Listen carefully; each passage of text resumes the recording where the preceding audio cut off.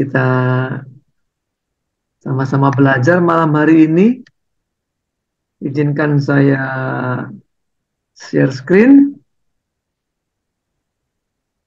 Malam ini kita belajar mengenai ukuran, ya. Baik, terlihat semua, Bapak Ibu Jelas, Saudara? Ya, terlihat. baik. Ukuran, ya saya harap teman-teman, Bapak Ibu sekalian langsung nyambung ya. Kayaknya akan ke mana ini arah pembicaraan gitu. Karena kalau beberapa minggu yang lalu kita bicara mengenai nilai, ya, di mana nilai sudah terdegradasi sehingga nilai sendiri kekurangan arti. Nilai sendiri menjadi tidak bernilai. Nah, kita kemudian hari ini belajar mengenai ukuran. Kenapa ukuran itu penting? Karena ukuran juga sudah terdegradasi begitu, ya. Ada hal-hal yang sudah tidak sesuai dengan standar yang sesungguhnya. Ya, sejatinya seperti apa, tapi kemudian dengan degradasi, dengan adanya kemelesetan-kemelesetan, maka ukuran itu kemudian tidak menjadi satu standar yang seharusnya kita ikuti. Ya, kalau ukurannya saja keliru, maka pasti hasil yang kita lakukan menggunakan ukuran itu keliru. Ya, kalau teman-teman yang tahu bagaimana mendesain sebuah gaun begitu atau baju, kemudian meterannya keliru, ya, meterannya keliru, waktu digunakan untuk mengukur tubuh dari orang yang bajunya kita akan buat sudah keliru, kemudian dipakai lagi untuk memotong kain, ya, semuanya keliru, hasilnya akan keliru. Ada yang kekecilan lah, ada yang terlalu besar lah, ya, ada yang sempit lah, ada yang longgar. Kenapa? Ukurannya tidak betul gitu. Ukurannya tidak betul. Kalau kita teman-teman yang belajar dulu, kita belajar mengenai standar internasional ya, metrik. Ya, kalau nggak ada standar internasional kita bingung. Orang Inggris ya atau orang Amerika misalnya pakainya fit gitu ya. Berapa kaki? Tingginya berapa kaki? Bingung gitu ya. Karena kaki beda-beda. Ada kaki anak kecil, kaki anak remaja, kaki dewasa. Ini kaki yang mana begitu ya. Nah, kemudian perlu dikonversi ke satuan internasional SI. Ya, ada metrik begitu. Dalam meter. Atau kita bicara sentimeter. Ya, bahwa kemudian, oh ternyata satu kaki itu sekitar 30 sentimeter lah begitu ya. Oh ada lagi inci. Ya kita pakai inci itu berapa gitu.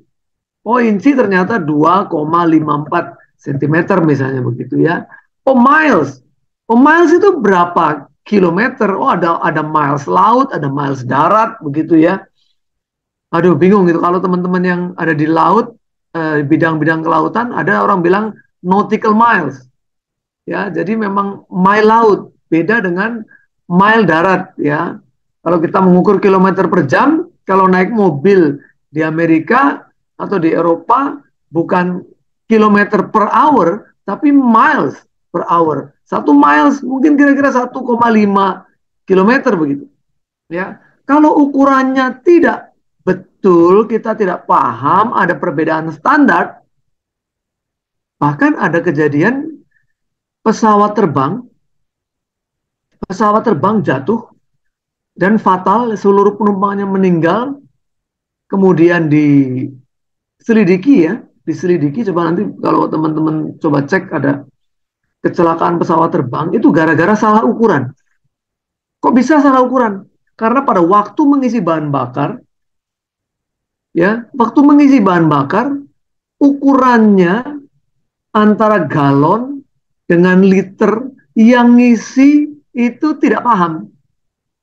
Sehingga dipikir itu dia sudah ngisi penuh bahan bakar pesawat terbangnya, ternyata hanya terisi separuh karena perbedaan sudut pandang ukuran.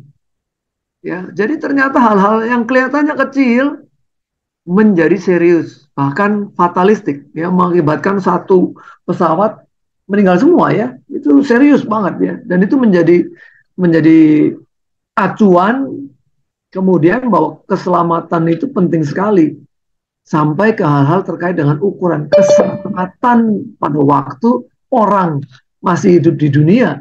Itu keselamatannya dipikir, apalagi sekarang kita bicara keselamatan untuk orang hidup di kemah abadi yang Bapak sediakan gitu.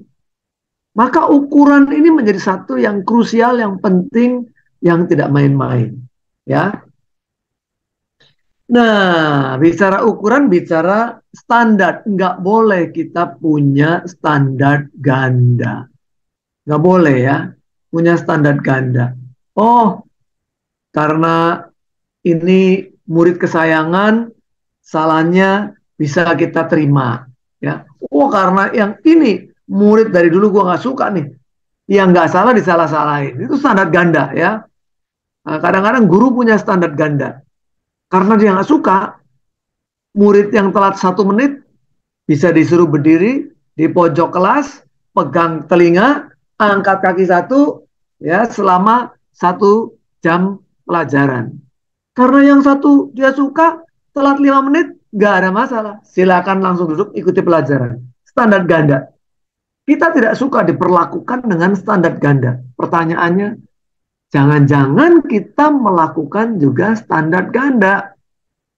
Kalau kita tidak suka diperlakukan dengan standar ganda, janganlah kita mempraktekkan standar ganda.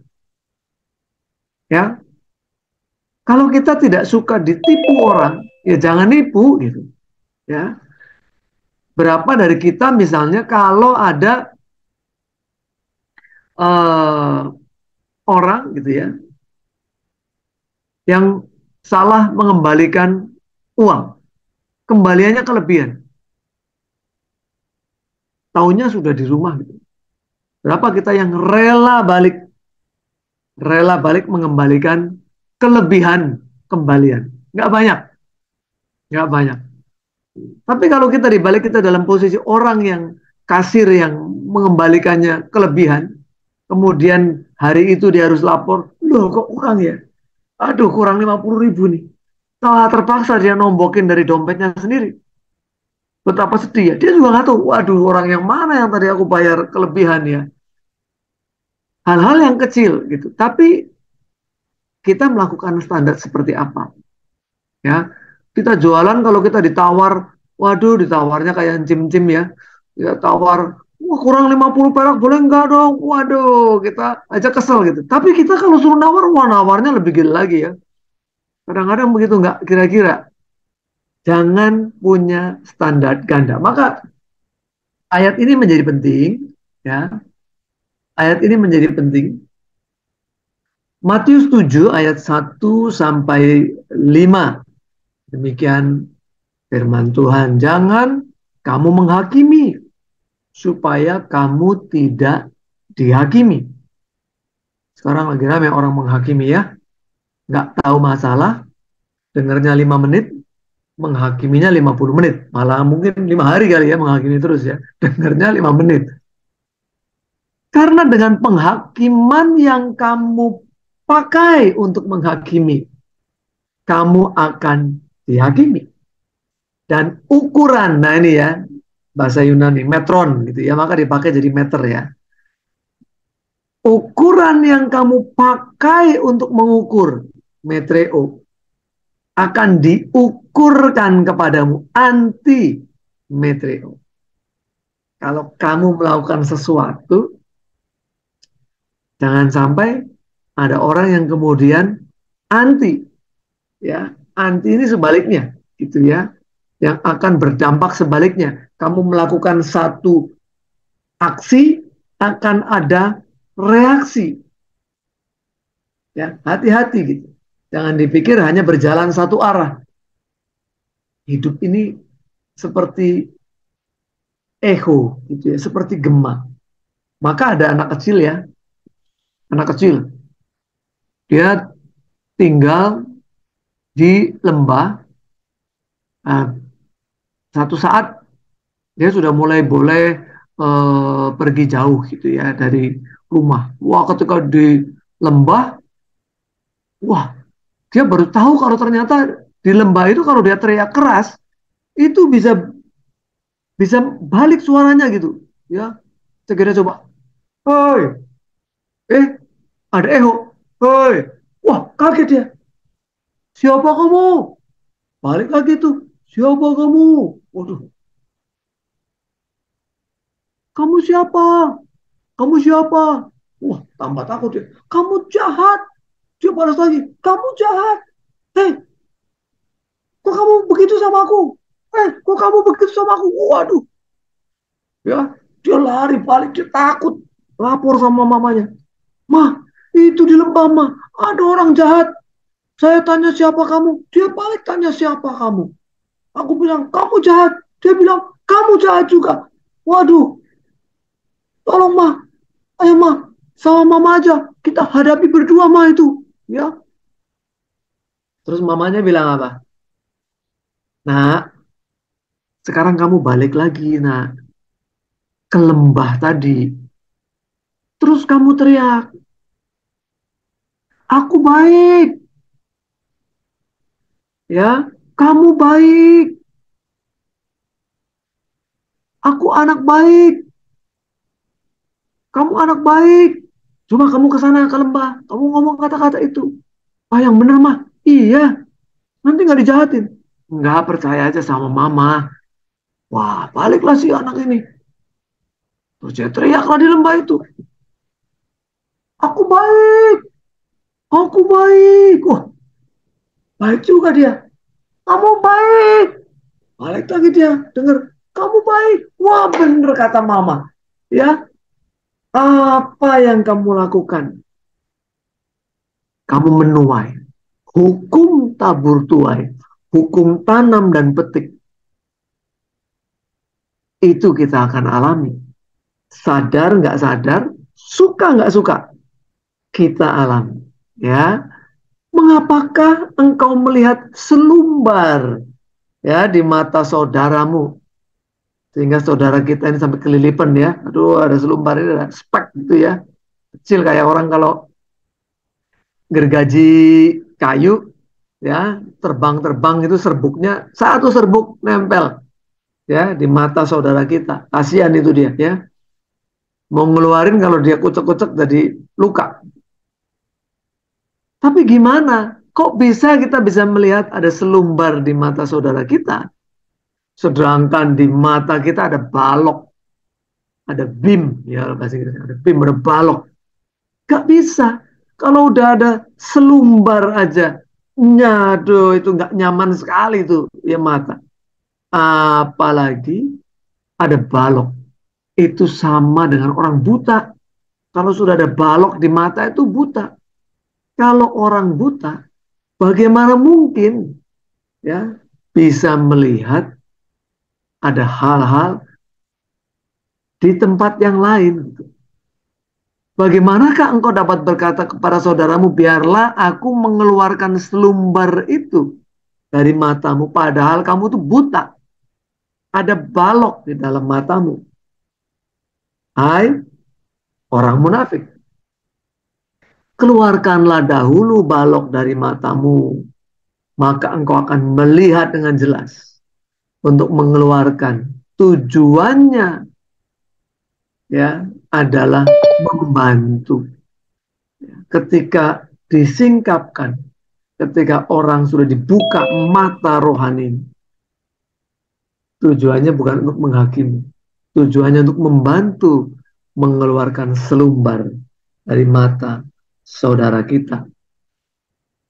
Nah, bicara ukuran, bicara mengenai standar, di dalam Alkitab kita banyak belajar mengenai prinsip keseimbangan. Ya, prinsip keseimbangan. Kalau kita baca di Perjanjian Lama, banyak sekali prinsip keseimbangan. Ya, Amsal 16 ayat 11 katakan apa? Timbangan dan neraca yang betul itu kepunyaan Tuhan. Segala batu timbangan di dalam pundi-pundi adalah buatannya. Amsal 20 ayat 23. Dua macam batu timbangan adalah kekejian bagi Tuhan. Maksudnya apa? You have double standard. Kalau kamu punya standar ganda, ya, kalau kamu beli pengennya dapat banyak, 1 kilonya itu dilebihkan. Tapi kalau kamu jual 1 kilonya kamu kurangi, itu standar ganda. Ya, dan ya ini banyak. Ya kalau kita lihat orang jual buah, orang jual daging, orang jual, kalau kamu nggak hati-hati bisa ditipu oleh timbangan. Ada yang dikasih magnet, ya saya masih ngerti zaman dulu-dulu tuh orang jual di timbangan kasih magnet supaya apa? Lebih berat gitu ya. Jadi kalau jual dapatnya nggak sampai sekilo karena udah ketambahan magnet itu. Ya kalau yang nggak punya magnet apa? Saya pernah ya dulu itu um, belajar bisnis waktu masih mahasiswa belajar bisnis um, jual obat-obatan lah ya daun obat-obatan gitu. Jadi saya cari istilahnya kulakan ya. Kulak itu borong dari petani daun-daunan gitu ya yang nanti saya kirim ke um, waktu itu ada ini apa namanya orang jual jamu lah dia dia menampung ya daun-daun yang bisa dipakai untuk obat. Apa yang terjadi? Supaya kan karena bayarnya saya berdasarkan berat dan itu sudah dikarungin ya, dari karungin ternyata nggak cuma daun, kayu-kayu dimasukin. Kadang-kadang di tengah-tengah ada kerikil-kerikil dimasukin supaya berat. Waduh ya, kita bilang ini namanya standar ganda ini. Kita belinya daun kering supaya kalau daun kering kan ringan. Ini satu karung kok berat. Juga taunya ada ranting-ranting dimasukin. Ranting masih kurang berat, masukin kerikil-kerikil. Alamak, itu standar ganda. Ya, Bapak Ibu Saudara. Ngeri. Ya, sampai-sampai akhirnya saya nggak melanjutkan bisnis itu. Waduh, dikerjain ini ya. Amsal 11 ayat 1. Neraca serong adalah kekejian bagi Tuhan. Tetapi ia berkenan akan batu timbangan yang tepat. Ya, batu timbangan yang tepat. Bagaimana kita bisa mengukur, menimbang, memutuskan? Bagaimana kamu nimbang sesuatu? Kalau ada balok di matamu, seperti kamu lakukan dengan mata yang tertutup, seperti orang buta nimbang, udah nggak jelas hasilnya. Nggak bisa kamu ngukur, nimbang, mutuskan ya apa itu balance atau enggak, apa seimbang atau enggak. Nggak bisa. Wah kalau kita pakai itu sekarang, pakai apa namanya bunyi-bunyian. Oh kalau seimbang bunyi tut gitu. Oh ya bisa kalau begitu. Masalahnya adalah kalau hatinya yang tertutup, hatinya yang buta. Mau matanya belok, ngelihatnya gede, tetap aja dia mau curangin. Karena apa? Bicara mengenai mata hati yang buta. Hati yang buta. Hati yang gak bisa ngampunin. Gelap gulita yang ada ya.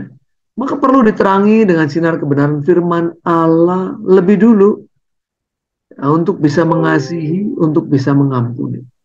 Ya, tapi Tuhan Yesus itu luar biasa. Ini standar di Perjanjian Lama yang bicara prinsip keseimbangan. Ya, bicara prinsip keseimbangan. Tuhan Yesus bukan mengajarkan kita standar ganda, tapi di atas standar. Beda ya, di atas standar. Nah, kita mau belajar. Ya, dimulai dari saya. Ya, selalu dimulai dari saya. Jangan menunggu. Ya, jangan menunggu. Janganlah kamu menghakimi, maka kamu pun tidak akan dihakimi.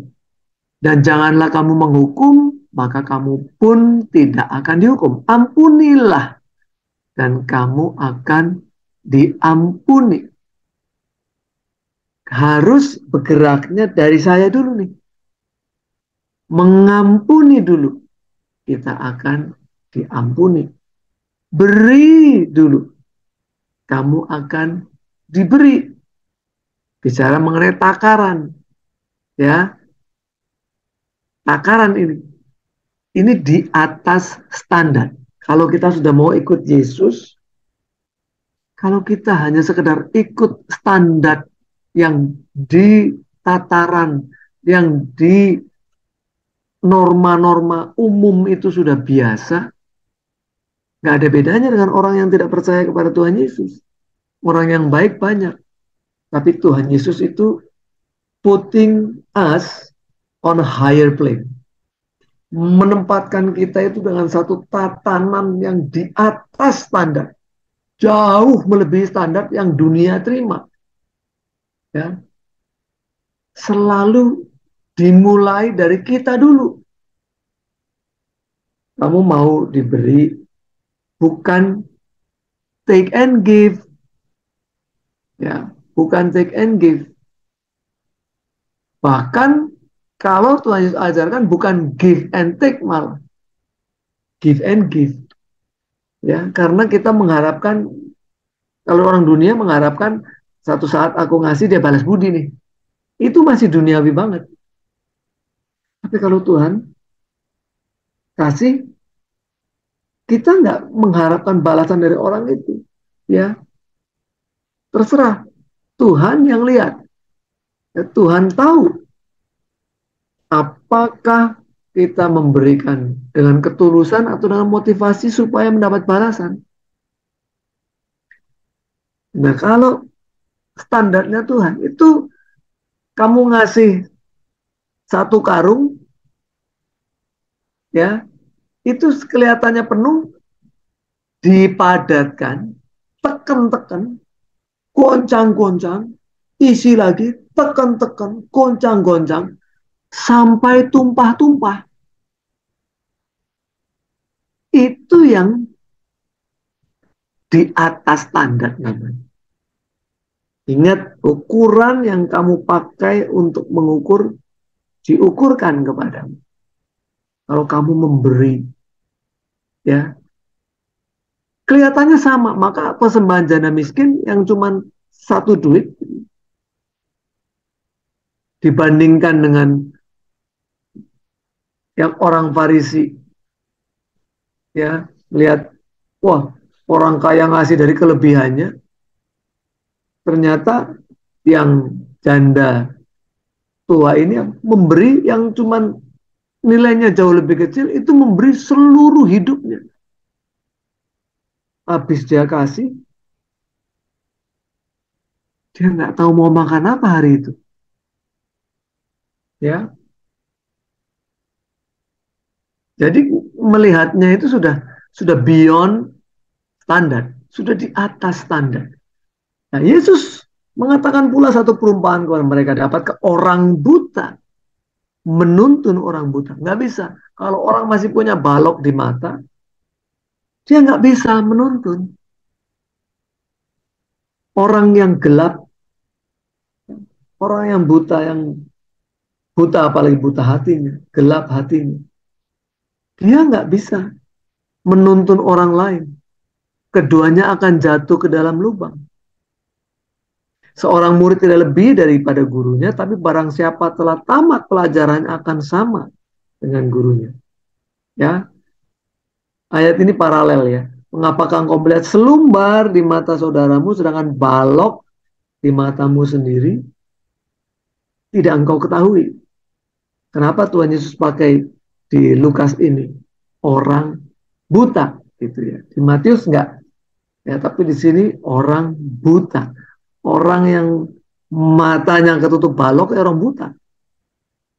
Bagaimana kamu dapat berkata kepada saudaramu, saudara, biarlah aku mengeluarkan selumbar di dalam matamu, padahal balok yang di dalam matamu tidak engkau lihat. Hai orang munafik, keluarkanlah dahulu bulu balok dari matamu, maka engkau akan melihat dengan jelas untuk mengeluarkan selumbar itu dari mata saudaramu.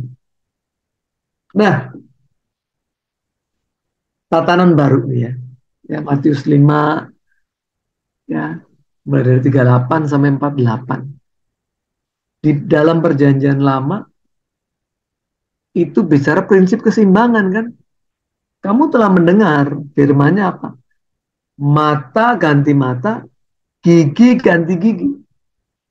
Jadi kalau orang bilang, apalagi orang Kristen, loh ini kan ada ayatnya, mata ganti mata, gigi ganti gigi. Iya, dia bukan orang Kristen.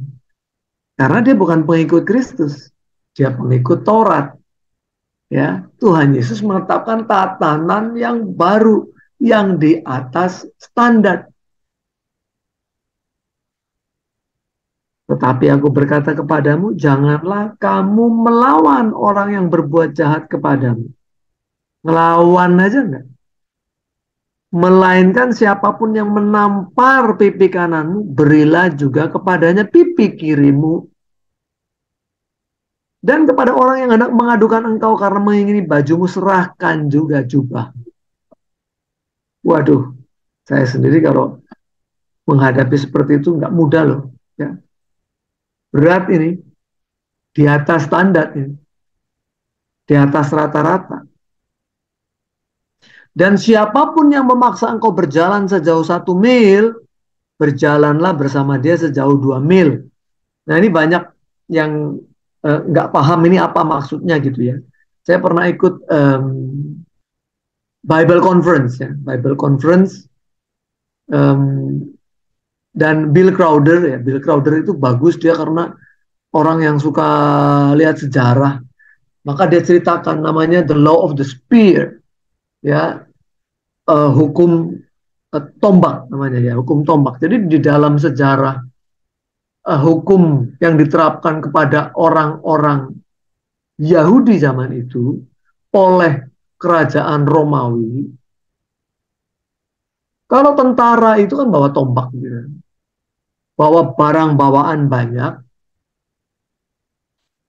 maka tentara itu nggak mau repot, nggak mau capek, dia cari orang Yahudi, dia tempelkan itu tombak ke orang yang umurnya sudah akil balik ya, yang sudah dianggap kuat 12 tahun ke atas, kena pundaknya ya, maka orang itu, orang Yahudi itu harus membawa barang bawaan dari tentara Romawi ini sejauh 1.000 langkah atau kira-kira 1 mil. Dan banyak orang Yahudi begitu sudah sejauh 1 mil, dia lempar barang bawaannya, dia lari. Dan itu sah, kenapa? Karena dia sudah lakukan tugasnya. Ya. Tapi Tuhan Yesus ajarkan yang lain. Ya. Kalau kamu kena hukum ini, ya, the law of the spear ini, kamu suruh ngangkut barang bawaan 1.000 langkah. Kamu tawarkan lagi kepada tentara itu. Saya masih kuat nih. Kemana saya masih harus gotong barang bawaan ini? Waduh, itu namanya beyond standar. Jauh di atas standar. Ya, dan ini langka. Ya, maka sering dalam beberapa kesaksian saya bilangnya punya karyawan yang menawarkan diri, Pak, kerjaan saya sudah selesai, Pak. Apalagi yang saya harus kerjakan? Itu langka. Itu beyond standar. Wah, kalau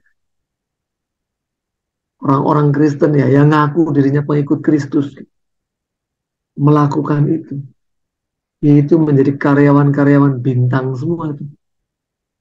Ya, dia berangkat lebih awal, ya, yang lain telat-telat dia sudah kerja, yang lain baru datang, yang lain sudah pulang, dia masih ada di situ. Bagaimana nggak disayang sama bos? Hmm? Yang jualan, yang lain begitu mencapai target, oke ya, target jualan tahun ini, Budi, sebulan ya, 10 juta. Andi, 10 juta. Ya, Meiske, 10 juta. Andi begitu udah 10 juta, ya sudah. Walaupun baru tengah bulan tercapai, ya sudah. Saya nggak kerja lagi, udah tercapai kok, santai-santai ya. Tapi si Meiske nih, sudah tercapai 10 juta, 2 minggu. Kejar lagi, 1 bulan dia 20 juta. Bosnya ngomong, wah ternyata kamu mampu ya. Bulan berikutnya kamu 20 juta ya. Si Budi ngomong apa? Rasain loh. Makanya jangan sok ngejilat di depan bos. Mentang-mentang bisa jualan lebih. Mau nyingkirin kita-kita. Dikasih 20 juta. Ternyata 3 minggu tercapai. Dia nggak berhenti. Hajar lagi minggu terakhir. Tercapai 25 juta. Bosnya bilang, luar biasa miskin. Bulan berikutnya 25 juta ya. Si Budi bilang apa? Nah lo, gua udah kasih tahu, gak percaya. Kita mau udah santai, ya. Lu kerja terus, nanti sampai tipes. Ya ternyata enggak. Nextnya tercapai lagi. Siapa kira-kira yang jadi manajer duluan? Siapa kira-kira yang akan menggantikan atasan? Kita aja tahu siapa. Nah, banyak di antara kita yang tahu, harus tahu nih. Wah, kalau saya mau jadi karyawan teladan, ya, ya harus melakukan ekstra. Beyond standar. Di atas standar. Ya, sering di antara kita cuma tahu ayat ya. Bekerjalah seperti untuk Tuhan, bukan seperti untuk manusia gitu. Kenyataannya waktu di tempat pekerjaan nggak ada bedanya sama orang yang lain yang bukan juga pengikut Kristus. Ayat 43, kasihilah musuhmu, berdoalah bagi mereka yang menganiaya kamu. Waduh, ini berat nih. Berat, ya. Oh, gampang ini. Ya saya berdoa juga sih. Saya berdoa supaya mereka celaka. Wah itu bukan berdoa, itu nyumpahin. Ya, karena dengan demikianlah kamu menjadi anak-anak Bapamu yang di surga, yang menerbitkan matahari bagi orang yang jahat dan orang yang baik, dan menurunkan hujan bagi orang yang benar dan orang yang tidak benar. Karena itu haruslah kamu sempurna, sama seperti Bapa yang di surga adalah sempurna. Wow ya, luar biasa. Kita dikasih tatanan baru. Ya. Last slide, ini slide terakhir. Kita tahu nih golden rule, tahu dah, hafal ya. Segala sesuatu yang kamu kehendaki supaya orang perbuat kepadamu, perbuatlah demikian juga kepada mereka. Mulai dulu. Kamu ingin orang lain berbuat baik, kamu berbuat baik dulu. Ya, kamu ingin orang mengampuni, kamu mengampuni dulu. Saya hari Sabtu itu selalu bulu tangkis ya. Nah, bulu tangkis dengan teman-teman gereja itu ada orang umur 24 tahun tapi sepertinya dia autis gitu. Tapi autisnya tidak parah sekali, cuma kelihatan kayak bocah, kayak bocah. Um, Wah itu pokoknya kalau kita datang dia karena kita nanggapin juga ya, dia datang, dia ngobrol, kemudian tanya nih sama teman saya nih. Ya teman saya namanya Benny. Terus si Benny nanya, kamu kenapa? Apa namanya kok kelihatan kurus gitu ya? Iya kok Benny, dia ngomongnya apa nih? Pak Benny. Iya Pak Benny, oh, saya makan sekarang dikurangi Pak Benny sama Papa gitu ya. Oh kenapa dikurangi? Kamu nakal kali. Enggak Pak Benny, saya nggak nakal gitu ya. Terus, tapi memang saya pernah dipukul kepala saya pakai undangan Pak Benny gitu ya. Begitu dia ngomong begitu itu samping saya ya, saya nggak tahu ya. Tiba-tiba set di hati saya kok rasa, aduh, saya pernah lakukan hal yang sama tuh. I have ever done that to my son. Gitu ya. Saya pernah, walaupun saya nggak pernah pukul kepala. Dia masih ingat, saya cuma begini, ternyata ya, anak dipukul itu ya, dia ingat detil. Sampai umur segitu gitu ya. Walaupun mungkin kalau anak otis memang ingatannya secara detil untuk satu kejadian dia ingat terus gitu ya. Sampai dipukulnya pakai apa masih ingat ya. Dipukulnya pakai umbangan gitu. Aduh kok saya ngomong, wah Tuhan, saya mau minta maaf gitu. Saya mau minta maaf sama anak saya karena saya pernah lakukan hal yang saya. Walaupun saya tabok pantat, tapi sampai nangis. Dan itu, jadi saya malah yang ingat. Terus kayak saya WA ke anak saya, minta maaf ya. Aku dengerin nih ada cerita begini nih, ada anak begini. Mungkin kamu juga ingat terus kalau aku pernah pukul pantatmu sampai kamu nangis gitu ya. Jadi minta maaf. Udah ya terus ya dia balesin dia bilang ya nggak apa-apa kan jadi juga belajar gitu katanya kan. Jadi belajar gimana caranya mendidik anak. Dan kan jadi pukulnya juga di pantat nggak apa-apa lah gitu ya. Ya rekonsiliasi gitu ya. Rekonsiliasi. Tapi harus dimulai dari kita ngerasa kok gitu ya. Kita yang salah gitu. Dan kita mungkin berpikir, alah gitu aja nggak apa-apa nggak usah. Siapa tahu itu membekas di hati anak-anak gitu ya. Begitu juga teman-teman gitu ya. Teman-teman yang kelihatannya sederhana. Kalau kita pikir, oh jangan-jangan saya pernah nyakitin. Mungkin menurutku kayak biasa-biasa aja gitu. Tapi menurut orang lain yang sensitif itu menyakitkan. Ya, membuli orang, body shaming gitu ya. Dut sini dut. Wah, ya manggil orang gendut-gendut suruh sini, sini. Mungkin menurut dia itu biasa gitu. Tapi buat orang yang mengalami body shaming begitu, gue nggak tahu gue udah 3 bulan ini gue makan gue kurang-kurangin ini. Lu masih bilang gue endut-endut terus, ya. Mungkin hatinya menangis ya. Ya mungkin perlu yang begitu, itu perlu rekonsiliasi, sorry ya. Pikulah kuk yang kupasang dan belajarlah kepadaku ya. Tuhan Yesus bilang belajar kepadaku. Jadi kalau mau cari standar yang benar, ikuti teladan Tuhan Yesus. Belajar dari Tuhan Yesus. Karena aku lemah lembut dan rendah hati. Saking nggak ada loh. Kalau kamu begini ya, kalau saya yang ngomong, kamu belajar dong kayak aku.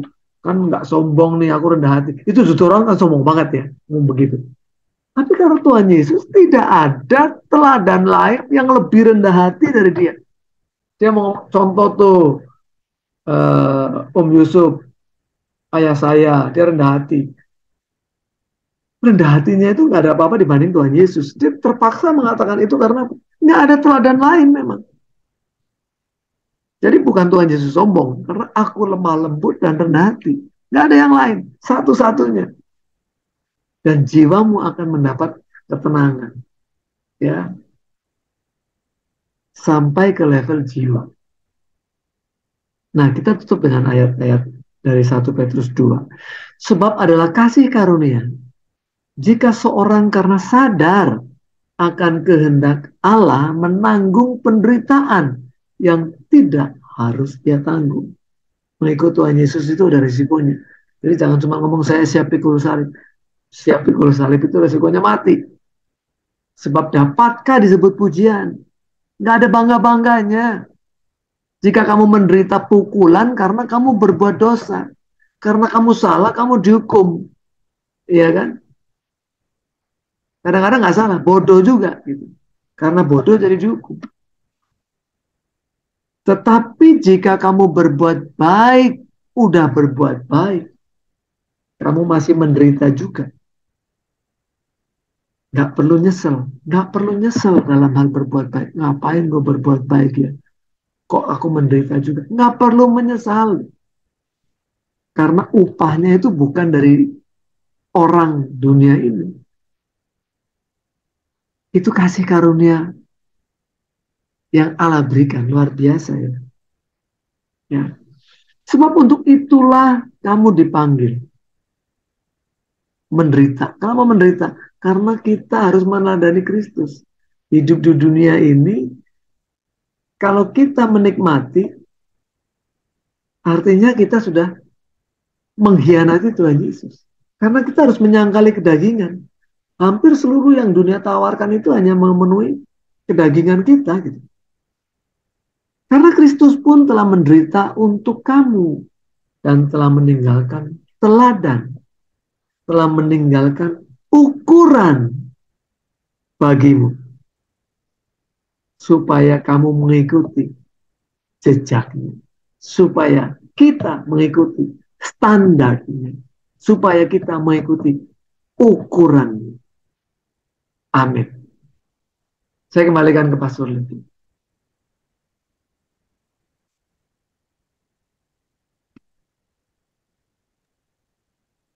Puji Tuhan. Teman-teman diberkati bisa lambaikan tangan teman-teman. Puji Tuhan. Ya, dari Yanti ada pertanyaan Pak. Nanti teman-teman yang lain nyusul ya. Yuli, Rina, Rida Mira, Ersa, Afi, Bu Sheni, Umarina. Silakan ya. Ini kita jawab dulu pertanyaan Yanti. Bagaimana dengan orang yang pernah menyakiti saya? Kemudian saya tidak salah. Yang minta maaf kepada dia cuma dia. Kemudian saya tidak salah. Yang minta maaf kepada dia cuma dia yang minta maaf. Ini coba Yanti coba Lisan coba silakan. Baik, terima kasih atas kesempatan yang diberikan. Ada satu orang yang pernah menyakiti saya, cuma karena saya sudah ikut Zoom dan saya sudah tahu firman Tuhan, jadi kemudian saya meminta maaf di dia. Nah, setelah saya minta maaf, kemudian dia kembali marah saya tidak tahu kesalahan saya apa. Cuma saya tanya, tapi dia tidak beritahu apa yang saya buat yang menyakiti hatinya. Terima kasih. Oke. Kayaknya Yanti besok bawakan kue tar.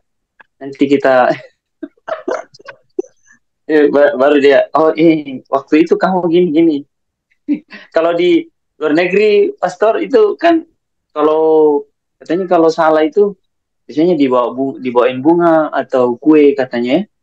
Atau saya dengar dari yang lain. Jadi memang lucu ya. Jadi memang lucu begini. Di dunia ini banyak orang-orang yang lucu-lucu. Ganti. Ya, banyak orang yang aneh-aneh. Ya, maka saya sering sarankan ke teman-teman ya, yang begini-begini kita senyumin aja gitu loh. Yang begini kita senyumin karena memang ada orang yang aneh-aneh. Dan orang yang aneh-aneh itu kita nggak tahu kenapa mereka jadi aneh gitu ya. Latar belakang mereka ya. Mungkin satu saat kalau kita memahami kenapa mereka aneh, kita tidak lagi menganggap itu sesuatu yang aneh, tapi menganggap itu sesuatu yang bisa kita pahami dan malah mungkin kita kasihan sama orang seperti itu. Ya, ada orang-orang yang seperti itu. Contoh begini ya. Saya senang banget. Sebetulnya saya senang memelihara anjing. Bukan cuma memeliharanya, melatihnya. Jadi saya punya kepuasan tersendiri kalau anjing itu dilatih dan dia bisa mengikuti perintah. Ya suruh duduk, kita tinggal, dia duduk terus. Kalau nggak kita lepaskan dari perintahnya, dia duduk terus di situ. Suruh tiarap, dia tiarap, suruh jalan di samping kita, jalan di samping kita, suruh lompat, dia lompat. Gitu. Nah, tapi kemudian saya banyak belajar mengenai peranjingan. Ya, mengenai peranjingan. Kenapa anjing kecil itu gonggongnya keras banget ya? Ya, orang lewat aja gonggongin gitu. Tapi kalau anjing besar dia diem. Anjing besar dia diem. Dia nggak gonggong.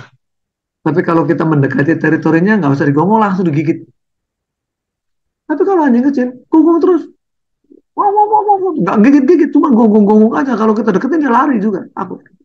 Jadi ada anjing-anjing yang traumatik, dia pernah dipukul, ya, dia pernah dipukul, pernah dilempar. Pokoknya banyak anak-anak nakal kan gitu ya. Orang kalau anjingnya diam aja, orangnya yang gonggong kok, ya. Kalau orang lewat kan begitu, anjingnya diam. Orangnya yang gonggong-gonggongan, gitu ya. Jadi yang anjing sebenarnya siapa gitu. Nah, si anjing yang pernah trauma, dipukul kah? Nggak ada, nggak tahu apa-apa, tahu-tahu dipukul lah, dilempar lah. Maka si anjing kemudian lebih baik menyerang dulu daripada disakiti dulu. Mungkin ada orang-orang juga yang traumatik seperti itu. Dulu dia pernah disakiti. Akhirnya dia nyakitin bukan orang yang lama, orang lain yang kena batunya. Bisa begitu, ya, bisa begitu. Jadi dulu temen pernah kecewakan, sekarang dia daripada dia kecewakan, gua lebih baik ngecewain orang lain. Dan akhirnya kena kita gitu misalnya. Ya yang begini ya, kita sudah lakukan apa yang Tuhan ajarkan untuk kita mengampuni dia dulu, misalnya. Kita minta maaf, udah begitu masih, sudah, it's okay. Kenapa jadi kita masukin dalam hati dan kemudian kita yang jadi kepahitan gitu. Ya, kan jadi lucu kalau kita niatnya sebetulnya supaya ada rekonsiliasi, kemudian kita jadi kepahitan kan lucu. Harusnya kan enggak gitu.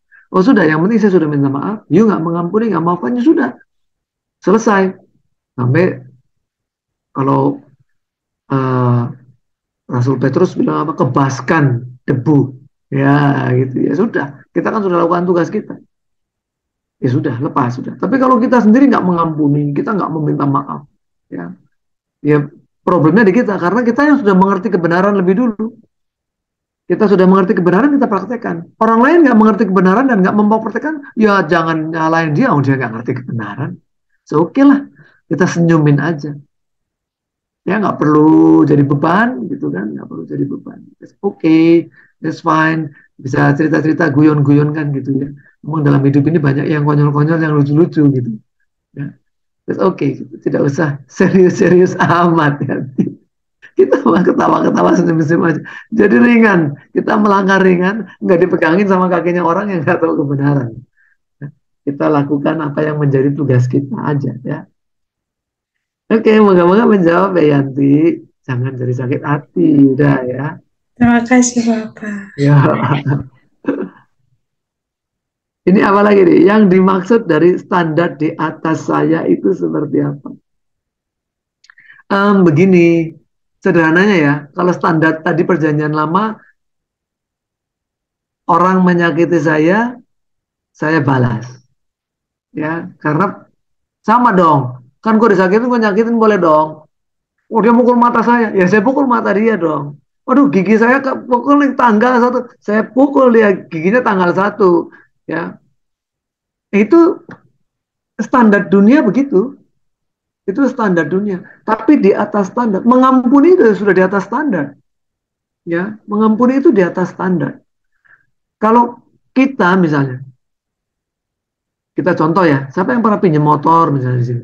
Saya pinjam motor, ya udah pinjam motor, balikinnya motornya bensinnya kosong, kotor pula. Waduh, itu bukan di atas standar. Kalau kamu pinjam motor, dipinjemin, pinjeminnya kotor, bensinnya kosong, kamu balikin kinclong, bensin penuh. Itu di atas standar. Namanya juga minjem. Wah, itu besok kamu pasti disuruh minjem lagi. Pasti. Kapan mau pinjam lagi motornya? Ini nganggur nih. Ya. Tapi kalau kamu balikinnya kotor, bensin kosong, itu ada motor diumpetin kalau kamu datang.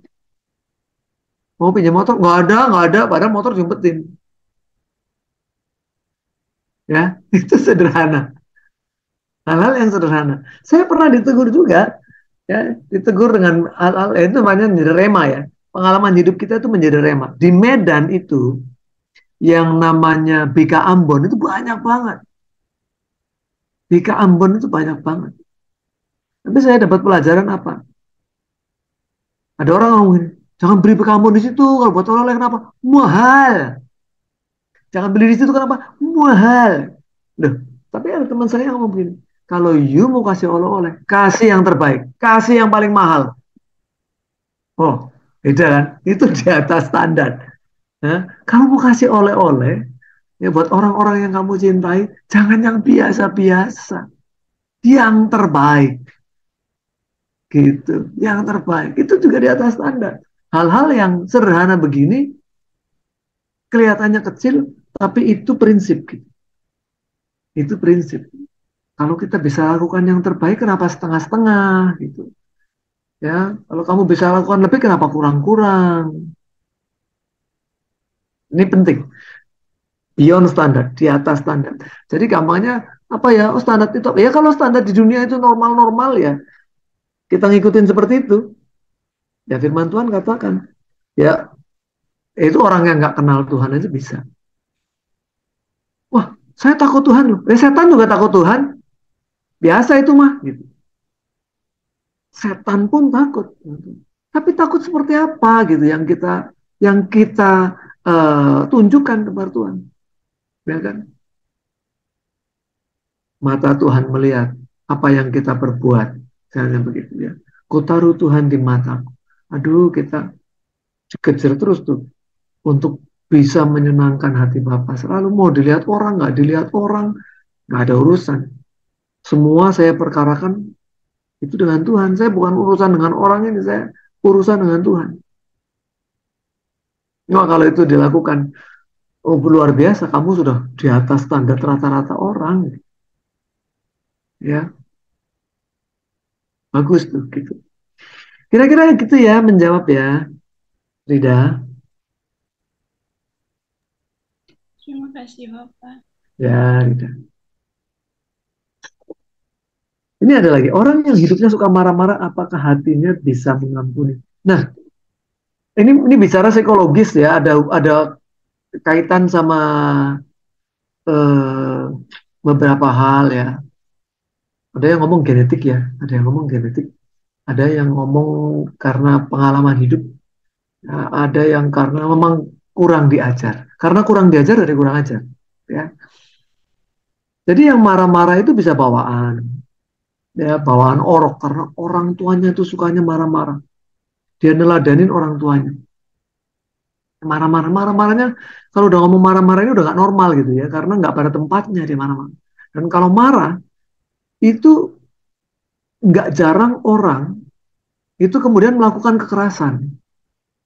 Jadi, Pak Pastor ini mungkin bagus nih. Tidak marah pada tempatnya. Jadi jangan sampai ini marah-marah secara seluruhnya nih di garis meraih. Mungkin nanti ya, di dijelaskan tuh marah pada tempatnya itu seperti apa. iya, Jangan sampai bukan nggak ada boleh orang yang marah ya, bukan nggak boleh marah ya, betul marah pada tempatnya. Tapi ada orang memang ya yang dia nggak bisa menguasai diri, nggak bisa menguasai diri, maka penguasaan diri itu luar biasa. Ya, orang yang bisa menguasai lidahnya bisa menguasai seluruh tubuhnya. Kadang-kadang ini orang melakukan KDRT, marahnya itu sudah nggak umum. Bahkan orang yang harusnya dia lindungi justru menjadi sasaran kemarahan. Ya, itu juga saya alami gitu di rumah tangga gitu ya. Di rumah tangga waktu saya masih kecil, bagaimana orang tua saya yang, aduh mainnya main tangan bener ya ke ibu saya segala macam. Saya sudah cuma ngomong, udah. Kalau saya ketemu sama ibu selalu ngomongnya itu ya, itu terekam gitu. Sakitnya itu terekam. Sampai ibu umur 70 sekarang berarti dia 83. 83 tahun. Kalau ketemu dia ngomong, nginget masa lalu, dia ngomong, aduh Ron dulu mami dikaplok nih pakai mangkok. Wah, waduh udah mami, aku bilang. Ya cuma udah mami, yang udahlah kan tapi udah meninggal, ya kan? Udah mami, udah ampuni, udah gitu ya, jangan diinget-inget terus gitu. Karena memang waduh kebangetan gitu ya. Kerasnya begitu. Jadi kalau kita bisa dalam posisi yang Tuhan izinkan kita mengajari orang lain untuk bisa menguasai diri, kita bisa kasih banyak kesaksian orang yang over, akhirnya dia menyesal, menyesalnya udah di penjara, ya. Menyesalnya sudah di penjara. Contoh Mario, nah ya, Mario yang gebukin David, hampir mati itu, ya kan? Gila kalau kita lihat videonya kan, kemarahannya itu, ya kalau saya bilang, aduh binatang bener ya gitu ya, binatang bener ya, orang diinjek-injek begitu ya, hanya karena marah, dia marah karena eh, apa, pacarnya mungkin diganggu lah, segala macam, apapun apapun alasannya lah, tapi marahnya itu tidak normal. Ada akhirnya apa? Menyesal. Sayang lah, kita nggak menyalahkan orang tuanya juga, kita nggak tahu apa yang terjadi, tidak perlu menghakimi toh.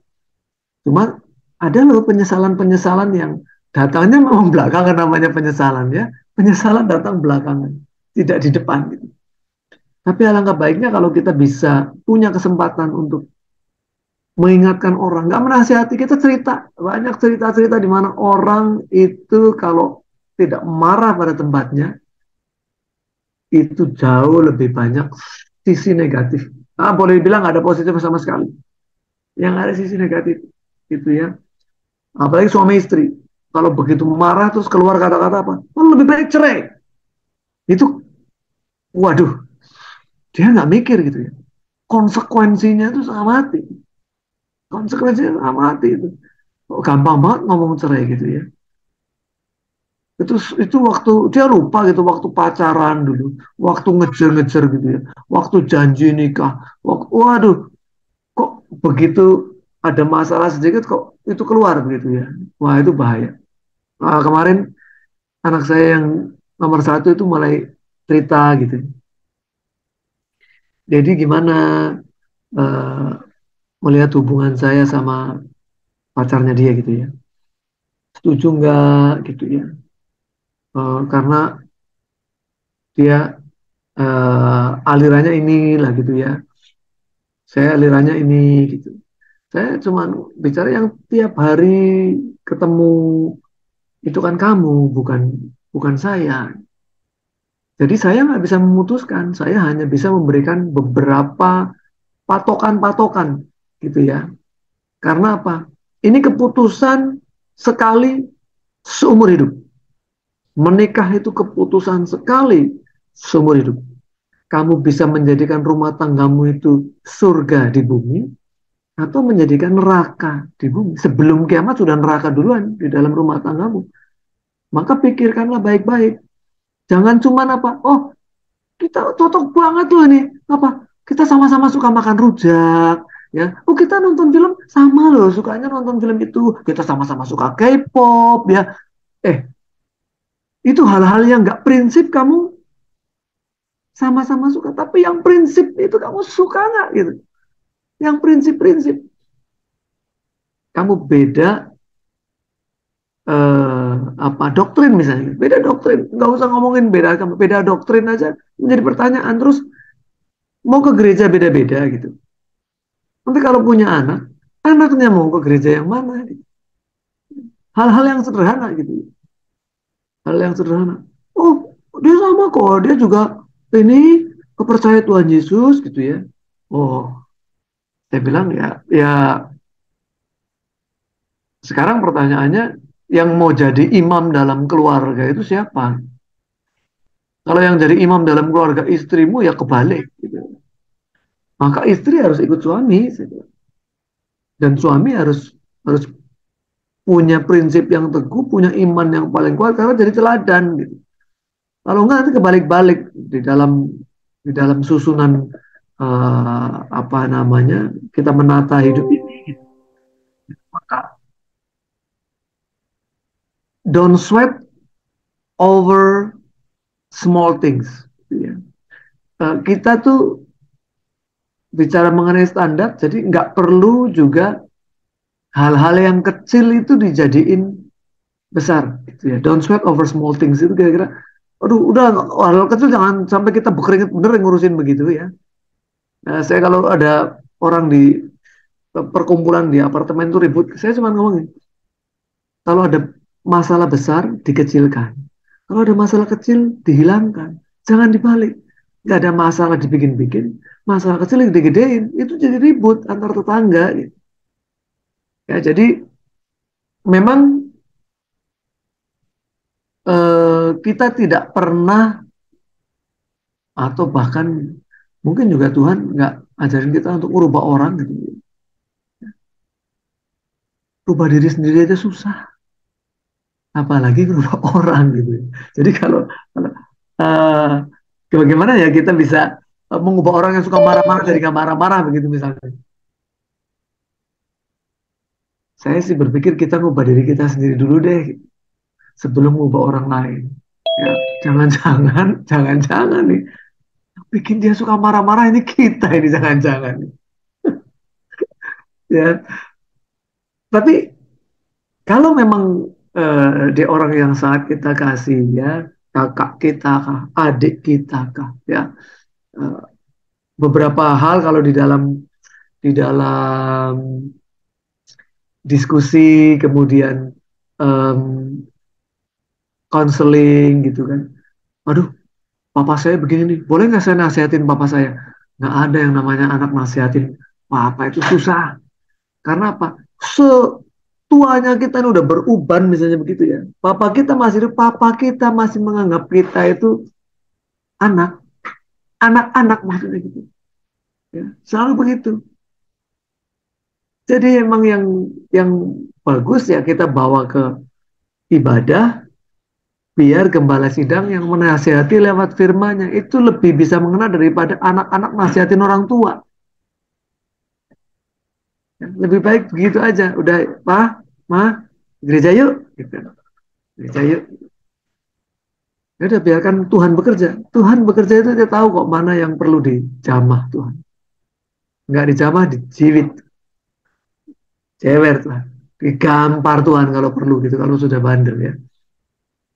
Dan dulu waktu saya sekolah minggu, saya ngajar itu, anak-anak yang bandel-bandel itu, orang tuanya nggak bisa ngasih tahu bahkan. Orang orang tuanya nggak bisa ngasih tahu. Tapi anak-anak itu lebih nurut sama guru sekolah minggu. Ada pesan sponsor. Orang tua ngasih tahu. Ini tuh males banget kalau suruh belajar tuh susah, maunya main terus. Tolong ya Om Roni kasih tahu dia. Saya bawanya firman Tuhan. Saya nggak akan ngomong anak itu, tua ya, kamu kasih tahu ya sama mama ya. Enggak, saya bawanya firman Tuhan. Ya, kita berharap lewat firman Tuhan itu dia ditegur. Oh, ya kok firman Tuhannya kena nih ke saya gitu ya. Oh, saya memang harusnya nggak boleh begitu ya. Saya harusnya mendahulukan yang memang lebih penting begitu. Jadi memang perlu kadang-kadang ya kita tahu ada sesuatu yang perlu diperbaiki. Kalau kita tidak cocok menjadi orang yang menegur gitu, karena umur kah, karena senioritas kah, karena pengaruh kah, ya kita sampaikan ke orang yang dituakan, ya orang yang dia lebih respect. Begitu kira-kira jawabannya jadi panjang sekali ya, karena nggak mudah ini urusan psikologis. Iya, Ya, ini perlu dipilah memangnya, karena marah-marah itu memang harus dipilah. Jangan sampai kita yang bikin ulah, ya kan tadi disampaikan. ternyata Terus penyebabnya itulah. kita yang kita yang penyebabnya tapi nggak sadar diri.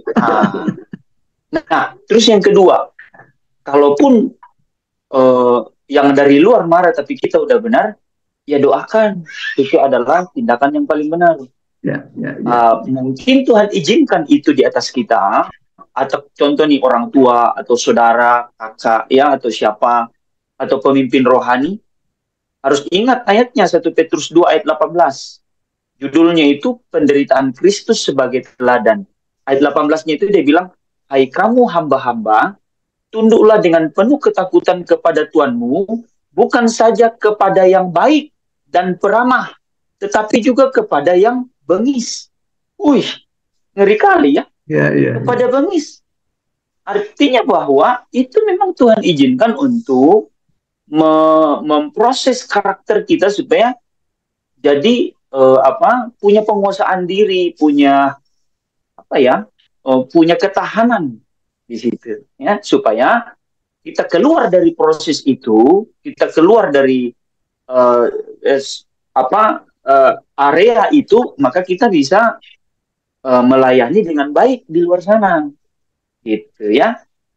Jadi jangan sampai kita, kok gini. Nah, jangan salahkan Tuhan. Tuhan tidak pernah salah ya. Jangan salahkan keadaan, karena masalah itu datang tidak diundang, pergi tidak disuruh. Ya, masalah tetap akan datang selama di bumi. Nah, bagian kita mendandani manusia batinnya kita, menghasilkan buah-buah roh. Galatia 5 ayat 22 sampai 23. Ya, amin, amin, amin, amin. Nah, Amin. itu adalah cara yang terbaik, cara aman. Amin. Itu cara paling aman itu. Jangan bilang, kok dia ini, dia itu, dia ini. Tadi dibilang kau lihat balok di mata, kau lihat selumbar di matanya, balok di mata kita, kita nggak lihat. Artinya bahwa kita contoh lah, selumbar nggak tahu, satu batang sapu lidi aja. Tapi kita nggak lihat balok besar di mata kita. Ah, contoh gitu. Tadi ada ayatnya ya. Ya, berarti artinya ke dalam kita yang harus dibenahi. Amin, amin. Nah, kalaupun kita udah baik, tapi ada tekanan, ada situasi yang tidak membuat kita nyaman, percayalah itu proses. Itu namanya, kan ada 3 baptisan air, setelah itu ada baptisan roh, kemudian ada yang ketiga, baptisan api. Wah, itu minta ampun itu baptisan api. Itu dibawa masuk ke level penderitaan yang lebih lagi, namanya baptisan api. Ya, teman-temannya harus tahu itu. Kalau nggak tahu, wah, kenapa hidupku susah? Kenapa selalu di sekitarku begini kan? Padahal ada kebenaran yang harus kita tahu. Ya, ya itu. Oke. Lanjut Mira. Bagaimana kita punya cara kesadaran untuk mulai dari diri sendiri? Kayaknya saya barusan jawab. Silakan. Ya, bagaimana kita punya cara kesadaran untuk mulai dari diri sendiri. Bisa bertanya seperti ini juga sudah mulai dari diri sendiri, ya. Artinya sudah mulai itu, bagus. Ya. Nah, ia nggak bisa cara lain, nggak ada shortcut, nggak ada jalan pintas, harus praktek, jangan menunggu gitu, ya. Sebab inisiatif itu harus dimulai dari saya dulu, misalnya hal-hal yang sederhana lah, hal-hal yang sederhana. Kalau kamu lihat ada, ini nggak usah ngomongin yang rohani lah, ini ngomongin yang praktis-praktis dalam hidup aja.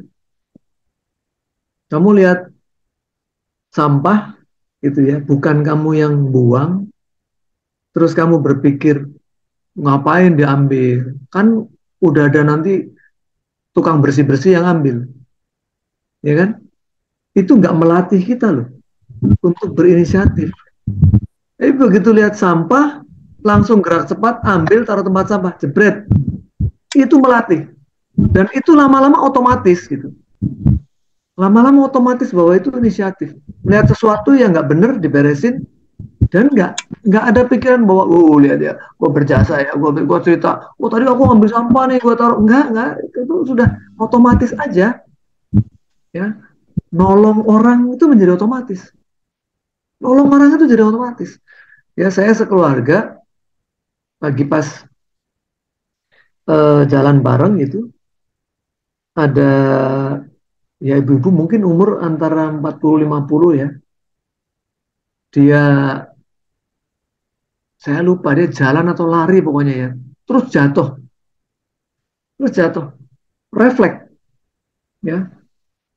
Refleks saya bantu nolong gitu ya. Dan nggak cuma bantu nolong, saya refleksnya adalah dia pegang bagian apa tuh dari tubuhnya dia. Berarti dia yang sakit. Ya, coba kalau teman-teman lihat kalau ada orang jatuh, dengkulnya yang kena lantai duluan, kan nggak mungkin dia pegang kepalanya sakit kan? Yang pegang pasti dengkulnya kan? Ya, mana yang bagian tubuh dia pegang karena sakit, itu saya langsung refleks, saya langsung pegang, saya juga langsung urut gitu. Wah, dengkulnya ya, wah tak urut gitu ya, urut. Udah, anak saya aja nggak langsung refleks nolong loh ya, langsung. Padahal kita berempat. Udah selesai, saya udah nggak ini lagi, saya nggak minta apa namanya, balas budi apa, terima kasih, nggak ada urusan gitu ya. Habis selesai nolong, udah bisa jalan, udah, oke. Ya kita jalan lagi, kita foto-foto. Orang itu datang, eh terima kasih ya, saya bantuin nih. Oh, udah ya, nggak apa-apa, makasih. Oke ya, semua refleks gitu. Ya jadi kita berbuat baik refleks, minta maaf refleks, minta maaf refleks. Dan itu diajarkan ya di, saya lupa, mungkin kelas-kelas 2 kali ya, kelas 2. Ya, anak saya itu di SD, ya, di Penabur itu diajarin golden words. Golden words itu apa? Please, ya, tolong. Nggak nyuruh-nyuruh orang. Sama pembantu juga, tolong, minta maaf. Salah, minta maaf. Itu ya. Terima kasih. Harus refleks itu. Jadi begitu, waktu ke ibadah penghiburan di rumah sakit Sumber Waras gitu. Anak saya itu masuk ya ke ruangan lagi ibadah itu. Saya lupa, kayaknya mungkin karena suasananya lagi sepi, mungkin lagi firman gitu ya. Ya masuk, pintunya dia nggak pegangin, nutup sendiri keras gitu. Coba ya, refleks, langsung dia ngomong, I'm sorry, I'm sorry, I'm sorry. Ya gitu ya. Itu refleks sudah. Nah, kita belajar menginisiasi segala sesuatu itu dari diri sendiri itu ya harus dilatih, nggak ada cara lain gitu. Jangan enggan, jangan mulai berpikir biar orang lain aja, ntar aja, ya. Itu namanya procrastination, karena belajar untuk bisa segera itu kadang-kadang di sini di kepalanya ntar aja, orang lain aja, gitu ya. Mau nanya, mau nanya nih termasuk refleks nih. Mau nanya, biarlah orang lain aja. Itu juga nggak melatih kita refleks. Ya, padahal kita punya pertanyaan gitu tuh. Nanti juga mungkin orang lain ada yang tanya hal yang sama. Udahlah, saya nunggu aja. Sewaktunya habis, guru ya. Begitu. Pokoknya kita belajar refleks. Sungkan. Tiga kali Zoom gitu terus. Nah, yang menarik, refleks itu menjadi refleks sebenarnya. Refleksnya itu refleks juga itu. Dia tidak jawab, nanti aja orang, itu juga udah menjadi refleks buat dia. Akhirnya jadi karena ala bisa karena biasa. Udah begitu terus, setiap kali pertemuan begitu terus. Siapa yang tahu? Nanti dulu nanti yang jawaban yang kedua. Cuman dikasih 2 pertanyaan. Ya, harus belajar. Ya, jadi memang betul. Kalau kita nggak latihan begitu, nggak akan terbiasa. Ya, harus terbiasa. Dan kebiasaan itu membangun, tadi tuh ya, Mas Roni bilang, say thank you. Itu kebiasaan. Beda ya. Ada orang yang thank you-nya itu dia pikir nggak thank you loh. Iya, itu betul yang disampaikan Pak Hens itu. Coba kamu lihat di Indomaret, selamat datang di Indomaret, ngelihat kita pun kagak. Ya, itu bukan inisiatif yang bagus, bukan refleks yang bagus gitu ya. Karena dia tidak menghormati pelanggan sebetulnya. Ya, ada orang, saya masih ingat, saya itu dulu tinggal di Kemang Pratama di Bekasi. Jadi waktu itu kalau pulang dari Astra, waktu itu masih nggak ngetap kartu ya dengan orang gitu. Jadi kalau tiap hari lewat Bekasi Barat sampai hafal, dan karena saya selalu terima kasih ya Mbak, terima kasih ya Mbak. Terus kalau pas minggu saya pakai bajunya putih sampai dia kira saya dokter.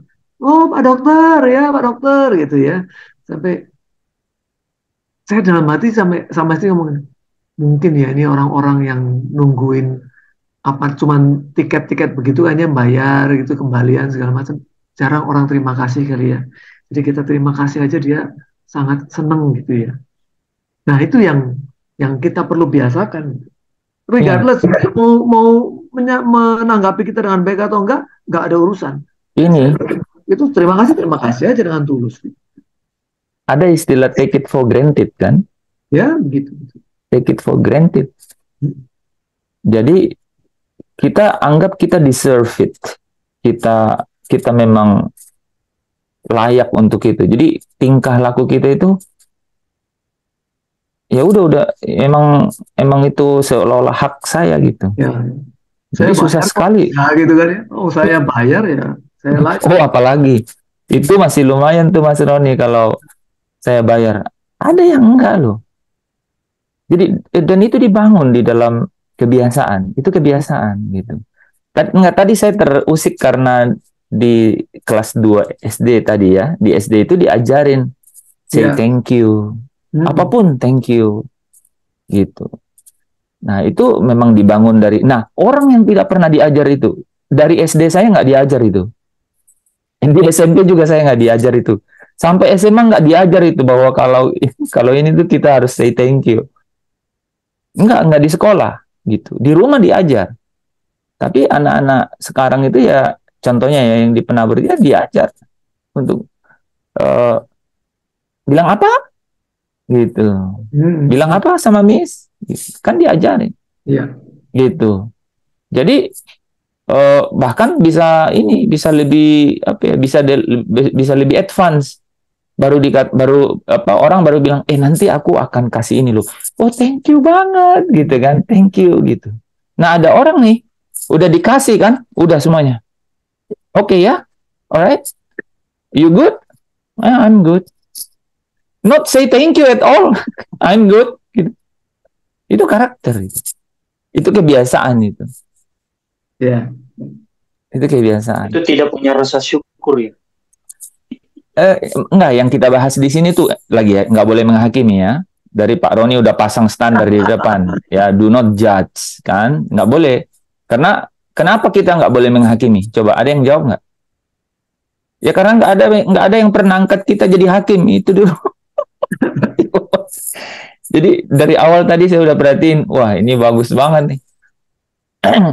Jadi teman-teman setiap hari Selasa di hari-hari tertentu ini kita sebut discipleship in attitude ya. Jadi di dalam cara berperilaku atau behavior ya. Gitu. Dan itu adalah bagaimana kita kan kebetulan nih tema yang lain ini Mas Roni di Selasa itu adalah pancaran cahaya kemuliaan. Ya. Nah, what kind of pancaran kalau attitude-nya bahkan gratitude-nya juga enggak, terus give thanks-nya juga enggak.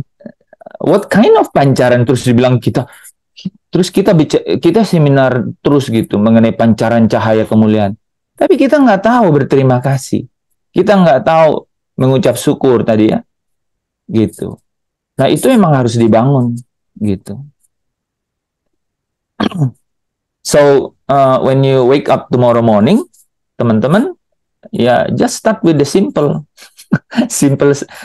word gitu kan. Gitu. Say thank you for anything that you got. Ya, apa aja gitu. Yang pertama teman-teman dapat, kemudian apalagi kalau ada orang yang sampai bilang, kamu baik banget hari ini. You look very good today. Wah, say thank you gitu. Gitu kan? Gitu loh. Ya, ini kalau kita selesai dengan Mas Roni hari ini ya, say thank you. Aku belajar interaksi dengan orang. Ada orang yang karena kebiasaan dari kecil nggak rasa untuk berterima kasih itu nggak ada loh. Jadi kayak take it for granted seperti udah deserve aja gitu.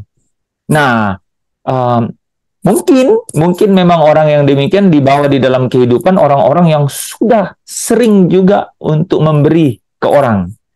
Sehingga diuji juga nyalinya kan. Apakah dia masih expect thank you gitu orangnya? Ya sebaliknya gitu ya.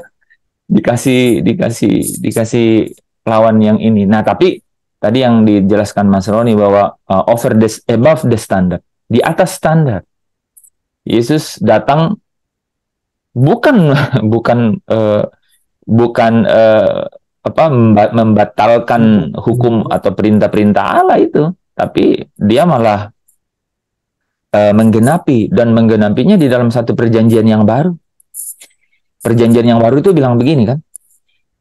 Perjanjian yang pertama bilang, kasihilah sesamamu manusia seperti engkau mengasihi dirimu sendiri. Yesus datang bilang begini, kasihi sesamamu manusia seperti aku telah mengasihi engkau. Nah, ukurannya above standar, ukurannya adalah kasihnya Yesus. Gitu. Itu kan ya, itu luar biasa. Nah, ketika memang Paulus sempat menulis bahwa dia datang membatalkan hukum Taurat, dia sebenarnya tidak menghilangkan, tapi menyatukannya di dalam dirinya jadi manusia baru. Dan manusia baru itu above the standard. Bukan berarti hukum-hukum itu hilang kan? Tetapi dia sendiri yang menjadi hukum. Gitu. Dia sendiri yang menjadi law. Dan law-nya adalah kasih. Seperti Bapa mengasihi aku mengasihi kamu, demikian pula kamu harus mengasihi. Jadi kadang-kadang kalau kita mengasah diri kita itu dengan firman itu, dengan firman yang diangkat itu luar biasa mengenai attitude itu ya, di atas standar. Ya kita jadi menjadi gini, kita menjadi sadar bahwa saya belum ada apa-apanya ya dalam melakukan kehendak Allah gitu kan. Ya di satu sisi kemanusiaan kita bilang, waduh orang itu nggak berterima kasih ya, nggak tahu terima kasih. Tapi satu sisi, tapi standarnya belum, standarnya belum. Kalau ditampar pipi kanan kasih pipi kiri, belum tuh, belum. Jadi dua-duanya kena sih. Oke, mau curhat aja sebenarnya. Not easy. Makanya nggak mungkin kalau kita dengan kekuatan sendiri. Kita perlu Roh Kudus. Ya, betul. Anak saya, Pastor Roni, ini karena mungkin sudah sering diajarin terima kasih, jadi pada saat masuk kamar mandi dicuci kaki, thank you, kasih sesuatu, thank you. Kita jadi senang dengar gitu. Ya bagus itu Pak, bagus. Saya Pak Roni ini, saya baru pulang juga nih. Oh. 2 kali, ini hari 2 kali nih. Apa itu 2 kali Pak? Jadi saya tawar, saya nanya, bisa kurang, bisa, lihat aja Pak. Datang lihat tuh, nggak kurang. Waduh, udah panas-panas tuh. Pusing deh, saya pusing ngomong apa. Ya udah deh, balik deh, makasih deh. Saya bilang terima kasih. Jualan mobil dia. Saya bilang refleks loh. Kayak ngomelin salah lagi. Saya bilang terima kasih deh. Lain kali nggak boleh ngomong begitu. Saya bilang ini jauh-jauh nih. Saya bilang nih nggak ada kerjaan. Kata bisa kurang. Ya udahlah. Saya berjalan. Tadi saya pengen refleks. Saya tuh refleks. Jadi langsung ini refleks nih. Terima kasih deh saya. Bisa saya marah-marahin bisa dia. Itu salah dia. Kedua tadi jam 5 kamu jalan deh. Saya jalan ke Ampera, nyari. Sampai saya naik ojek. Saya udah capek pegel. Maklarnya saya pesen, yaudah deh. Bisa kurang kata intinya. Sampai situ kagak naik lagi. Wah. Ikut naik juga ya. Yang sana naik harga, yang sini naik darah. Udah juga sayangnya udah agak puyeng udah kacau 2 kali saya bilang yuk udah deh nanti lain kali nggak boleh begini saya bilang nanti kan orang dagang saya orang dagang nggak boleh diajakin guyon aja kalau begitu Pak Dani. Saya bilang nanti salah guyon. Kalau dia ngasih harga berapa tadi? Dikasih harga 135 bisa kurang 135. Pak Daniel bilang gini, saya nawar 150 boleh nggak? Ya biar sama-sama gila. Tadi saya mau marah, cuman saya udahlah. Saya udah pusing pala, udah ketinggalan Zoom lagi, ketinggalan saya lagi begini. Baca. Nah, Iya betul. sebenarnya ada hikmahnya Pak Daniel. Don't change the priority. Jangan pernah Bapak tukar-tukar tuh yang namanya urutan. Dapat nggak poinnya Pak Daniel? Poin apa? Nggak dapat nggak hikmahnya? Maksudnya Bapak jadi ketinggalan Zoom kan? Enggak, ini masih dapat. Ini tapar pipi kiri, kasih pipi kanan. Ini contohnya kayak saya punya. Ini yang ini nih. Saya marahin bisa. Saya gak mau marah-marah sama dia. Bagus. Saya marahin bisa. Cuman saya nggak mau marah. Dia Ya, salah. bagus. Ya, itu pilihan. Itu marah kayak Pak Roni itu. Saya refleks langsung. Lain kali jangan boleh begini. Ini udah malam-malam kayaknya nih. Oh, emang udah malam kesananya? Jam 5 sampai jam 6. Iya. Udah, saya bilang udah gini Pak Daniel, lain kali kalau begitu bilang, Ci, aku udah nggak bisa, mau persiapan ibadah besok ya Ci. Itu tahu nggak kalau Pak Daniel bilang gitu, semua malaikat atur tuh agenda berikutnya. Maklare paksa-paksa saya juga yang Iya, jangan. Enggak. Pak Daniel mau belajar. Mau belajar nggak? Itu. Kalau mau belajar itu pelajarannya. Jangan pernah, Pak, Bapak tahu ya, berkat itu nggak datang dari manusia, dari atas. Iya benar. Nah udah, jadi gini, wah gue mau siapin nih, apalagi kalau Pak Daniel berani, gue mau ibadah nih, besok ya, janjian besok, waktunya jam berapa, gitu.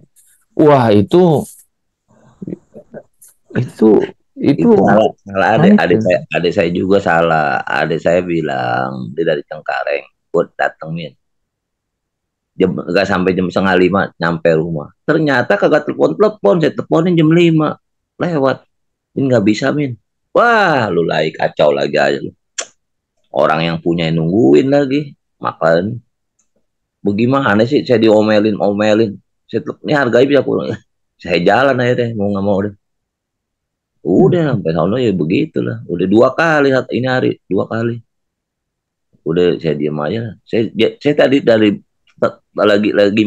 termenung saya bentar lagi. 2 kali kenapa nih dari pagi sampai sore. Ya ada dua hal Pak. Ada 2 hal. Yang pertama itu kalau gini loh, Bapak sendiri itu yang menjadi mengkilat kan kalau disikat sama orang lain gitu.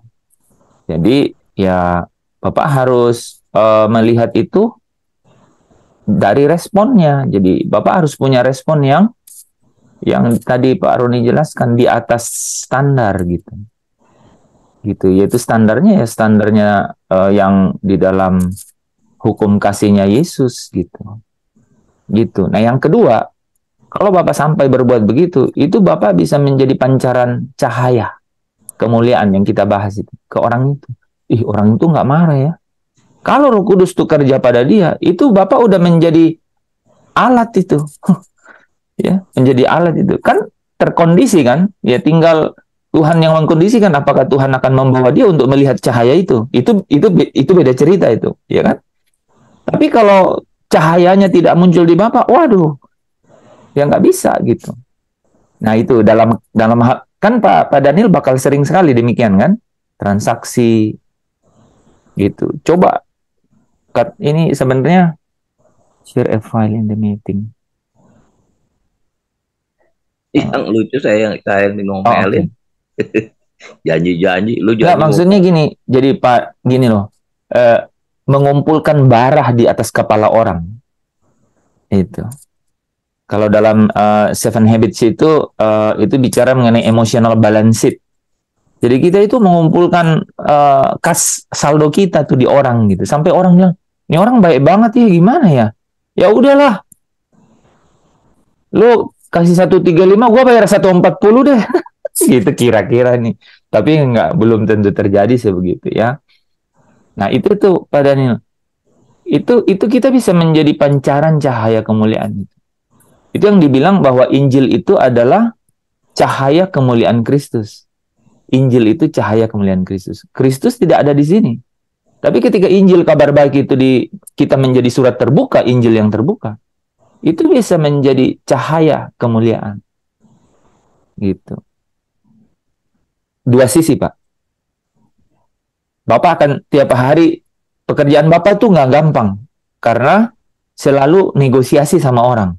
Dan orang yang ngobrol sama Bapak, selalu dia mau untung dengan Bapak. Kebayang nggak?